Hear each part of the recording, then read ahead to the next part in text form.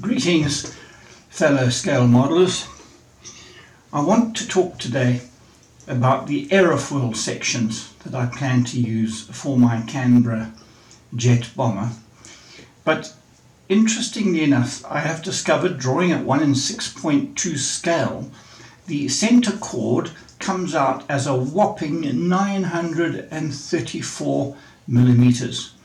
Now, I don't intend to metricate and provide imperial units, and I will just stick to metric from here on out. So the center section is 934 millimeters wide, and the wingtips are 380 millimeters wide, which is quite significant.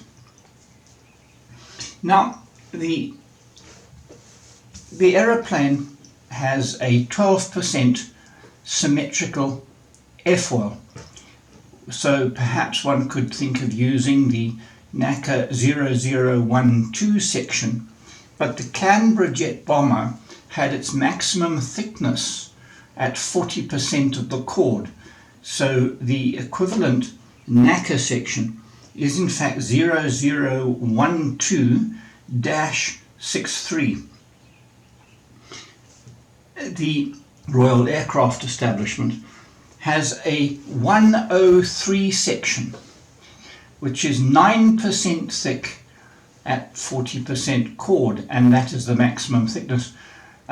So what I intend to do is to scale the RAE 103 section up to 12% thick, compare it with a NACA 0012-63, and perhaps take some kind of average, because the two sections are not identical. So I will actually make up my own section. Perhaps the maximum thickness was moved back to 40% to delay or raise the critical Mach number, because the Canberra did not have, as was common at the time, swept back wings, and certainly was never intended to be supersonic. It was actually intended for high altitude work. Now, Martin Simon says in several of his books on model aircraft aerodynamics that increasing the camber towards the wingtip is effectively wash in.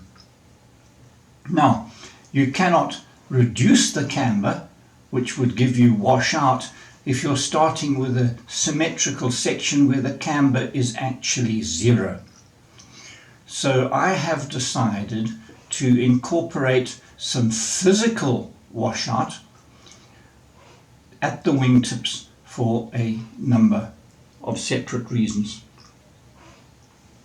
The first reason I'm going to include physical washout at the wingtips is to obviously reduce the risk of tip stalling, but also to reduce any effects that the reduction in Reynolds number that may become apparent at the wingtips.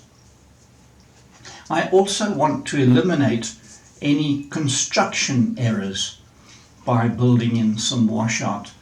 I do recall many years ago helping some youngsters with their aircraft, and they had definitely got wash in, and we had to make modifications before we could let them actually fly. They did not understand how important not having wingtip failure or wingtip stalling first was. The final reason why I want to incorporate a certain amount of physical washout in the wingtips is to be able to justify the original idea of a parabolic distribution of lift ending up at 0 at the wingtips. So a little bit of washout at the wingtips will help with tip stalling and will help create the assumed parabolic distribution that I am working with. I did mention this in a photograph of a picture in an earlier video, So if you look back at one of my earlier videos, you'll see that assumption. It is almost impossible now, 75 years after the Canberra was designed, to find better information. I have hunted on the internet, I have got several books behind me, and I have planned to use the best information that I have been presented with. The original Canberra had an RAE-D section, and I cannot find any information about what a D section is or was anywhere on the internet. All I know is that it was a symmetrical section with maximum thickness at 40%, 12% thick. Likewise, we have no real information on the thickness distribution of either the tailplane or the fin. So I shall just use the same 12% section, symmetrical, that I'm planning to develop for the main wing, and use that for the tail surfaces. One cannot get better information than that. I've also decided to make a single plug for the main fuselage body. It will be made in 3 pieces and doweled together, but I will be making a total of 6 molds, so that the fuselage jointing system I plan to use will occur at the joints in the molds at the same time. So there will in fact be 6 molds for the fuselage. The center mold itself is approximately 1.2 meters long and is about the limits of what I can actually carry. I'm also hoping to bring you information about a little bandsaw jig that I'm going to make, so that I can make the plug fairly accurately.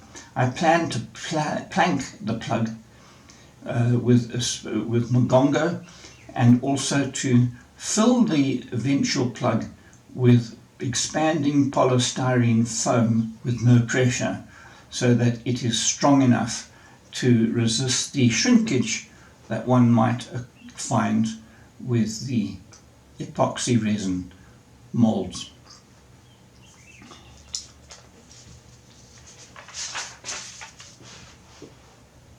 It is time to bring this episode into land, and I will talk to you again when I have some more information and some further photographs and pictures to show you.